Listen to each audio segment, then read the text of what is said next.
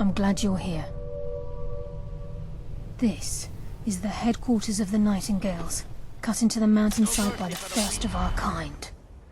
We've come to seek the edge we need to defeat Mercer Frey. If you'll follow me, I'll try to explain on the way. The burden of death approaches!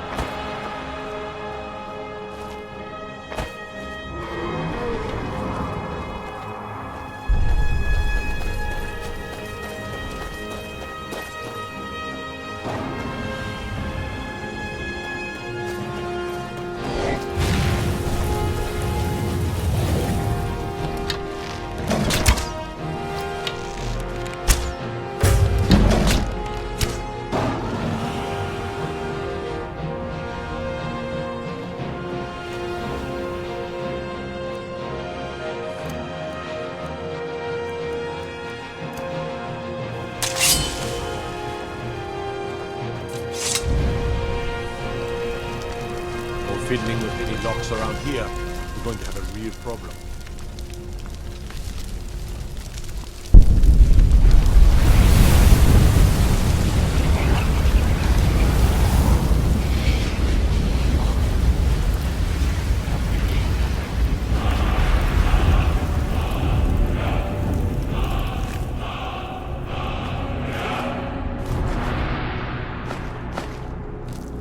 I never would have believed it if I hadn't seen it with my own eyes.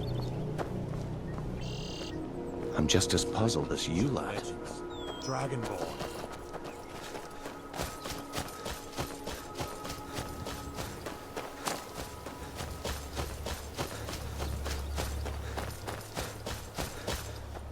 He's just ahead. Please, keep following.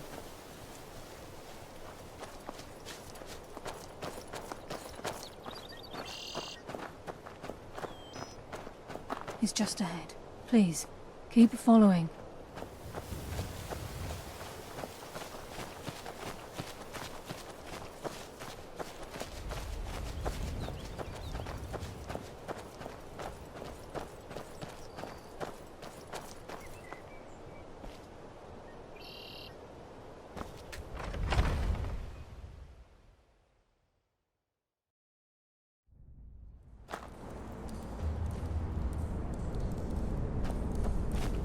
So this is Nightingale Hall. I heard about this place when I joined the guild, but I never believed it existed. The assumption that the Nightingales were just a myth was seeded within the guild on purpose. It helped divert attention from our true nature. What's wrong, Brynjolf? I can almost hear your brow furrowing. I'm trying to understand why I'm here, lass. I'm no priest, and I'm certainly not religious. Why pick me?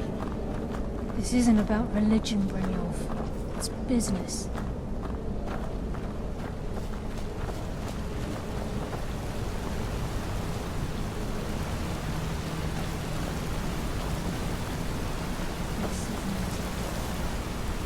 You're the first of the uninitiated to set foot inside in over a century.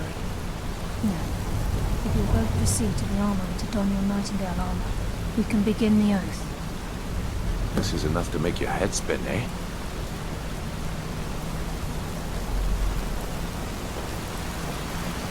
You appear hesitant to don your Nightingale armor. What's troubling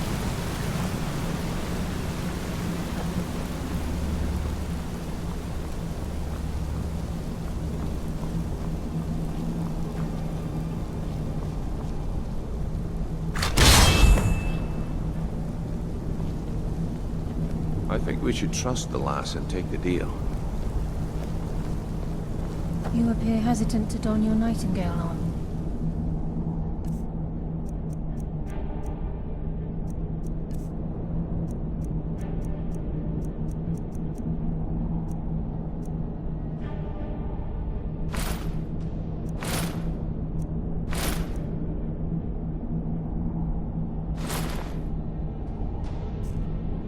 What's troubling you?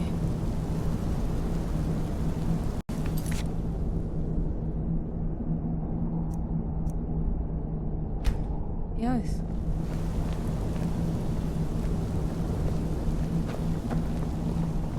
You appear ready for the oath. Time's wasting, and Mercer's still out there.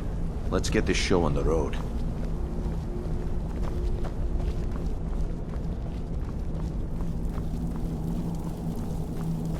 Okay, lass. We've got these get-ups on. Now what? Beyond this gate is the first step in becoming a Nightingale. Whoa there, lass. I appreciate the armor, but becoming a Nightingale? That was never discussed. To hold any hope of defeating Mercer, we must have Nocturnal at our backs. If she's to accept you as one of her own, an arrangement must be struck. What sort of arrangement? I need to know the terms. The terms are quite simple, Brynjolf. Nocturnal will allow you to become a Nightingale and use your abilities for whatever you wish. And in return, both in life and in death, you must serve as a guardian of the Twilight Sepulchre. Aye, there's always a catch. But at this point, I suppose there isn't much to lose. If it means the end of Mercer Frey, you can count me in. What about you? Are you ready to transact the oath with Nocturnal? Good. After I open the gate, please stand on the western circle.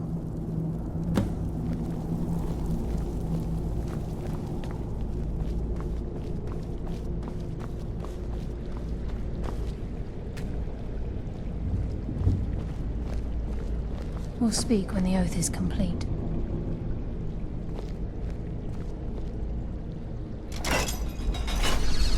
We'll speak when the oath is complete.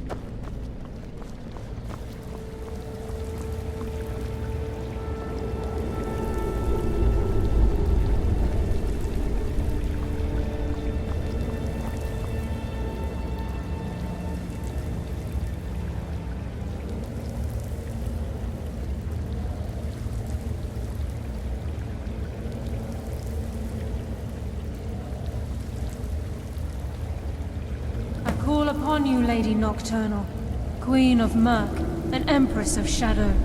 Hear my voice. Ah, Karliah. I was wondering when I'd hear from you again. Lose something, did we?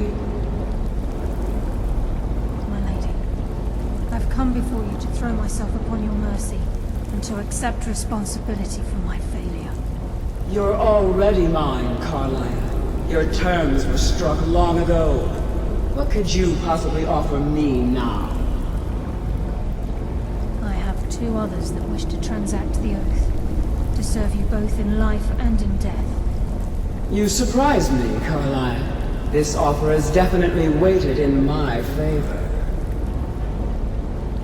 My appetite for Mercer's demise exceeds my craving for wealth, Your Grace. Revenge. How interesting. Very well. The conditions are acceptable. You may proceed. Lady Nocturnal, we accept your terms. We dedicate ourselves to you as both your avengers and your sentinels. We will honor our agreement in this life and the next until your conditions have been met. Very well. I name your initiates Nightingale, and I restore your status to the same, Karliah. And in the future, I'd suggest you refrain from disappointing me again.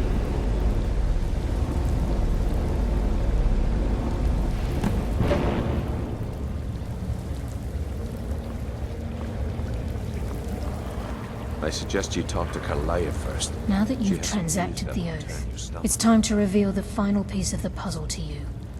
Mercer's true crime. Mercer was able to unlock the Guild's vault without two keys because of what he stole from the Twilight Sepulchre, the skeleton key.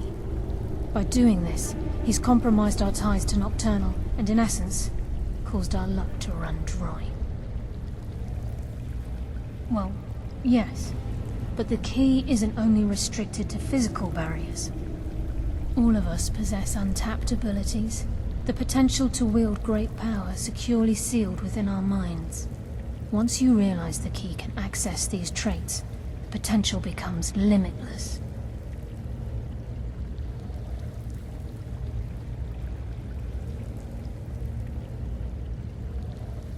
Although it would benefit the guild more than you can imagine, in the end it would do more harm than good. If the key isn't returned to its lock in the Twilight Sepulchre, things will never be the same for the guild. As time passed, our luck would diminish to the point of non-existence, and whether you know it or not, our uncanny luck defines our trade. Very true. In our line of work, it's quite rare we set out to return a stolen item to its rightful owner. Before we depart, Brynjolf has some business to discuss. I suggest you listen to him. Listen, lad. There's one last piece of business we need to settle before we go after Mercer. The leadership of the guild. Listen, lad. There's one last piece of business we need to settle before we go after Mercer. The leadership of the guild. Karliah and I had a long discussion before you arrived here. Thanks to your efforts, Mercer's treachery has been exposed. After we deal with him, all that remains is restoring the guild to its full strength. As a result, we both feel that you have the potential of replacing Mercer as leader of the Thieves' Guild. I've been at this game a long time, my friend. A long time. I've stolen trinkets from nobles and framed priests for murder. I'm good at what I do, maybe even one of the best, but it's all I know. I've never been one to lead. Never desired it, never cared for it. Don't want it. Well, we have a bit of an errand to run before your coronation, so don't get sentimental on me now. Then it's decided. When this is all over and Delvin's contacts assure me that we've regained our footing in Skyrim, we'll handle the details. Until then, we have quite the task ahead. I've been poring over the plans you brought us, and I'm convinced the eyes of the Falmer are in the Dwarven ruins at Erkenthand. Karliah and I will meet you there. Prepare yourself, lad. This will be a fight to remember.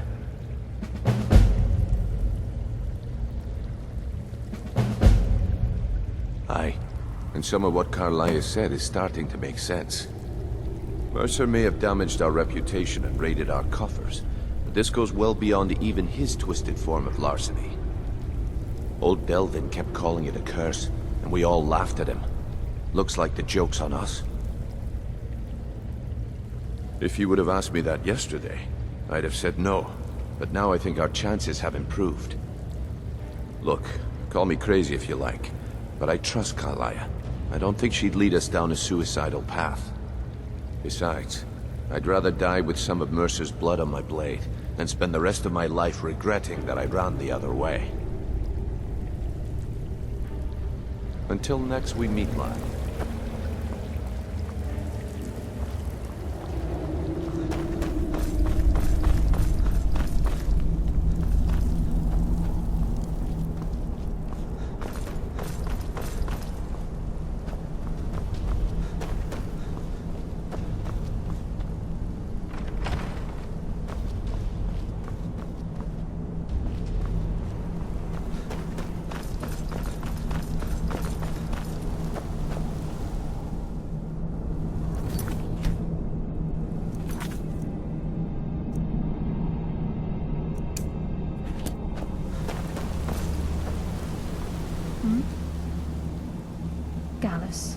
Mercer Frey and I were once members of what's known as the Nightingale Trinity.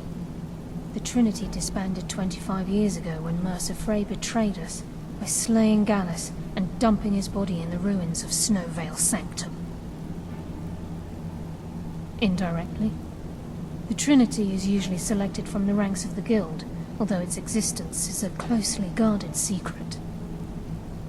The Nightingales protect the Temple of Nocturnal, a place known as the Twilight Sepulchre.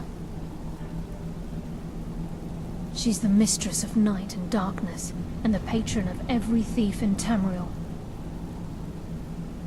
Nocturnal isn't one for worship and reverence.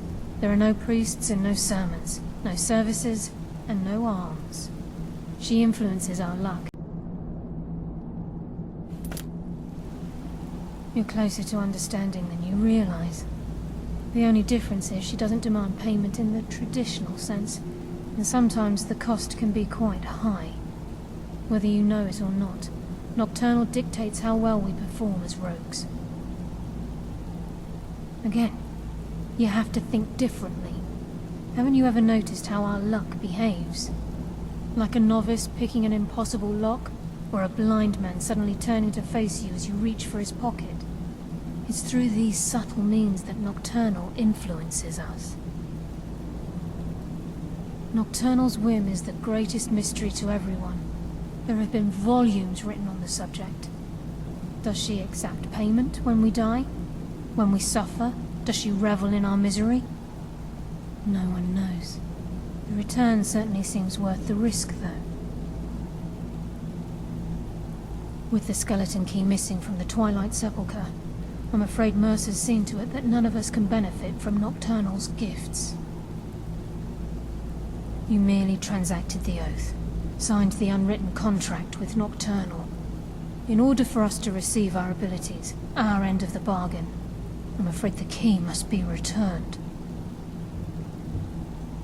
If Nocturnal was truly displeased with me, with any of us, she wouldn't have answered my call. I have no doubt that we still hold her favor, and I believe it gives us enough of an edge to defeat Mercer Frey. Yes, now that you're a Nightingale, you may consider this your home. You'll find that this place offers many things that will help you in your endeavors, as well as a wealth of information for you to learn. Once the skeleton key has been restored to the Twilight Sepulchre, I'll make this place my home as well. Sorry, lad. I've got important things to do. We'll speak another time.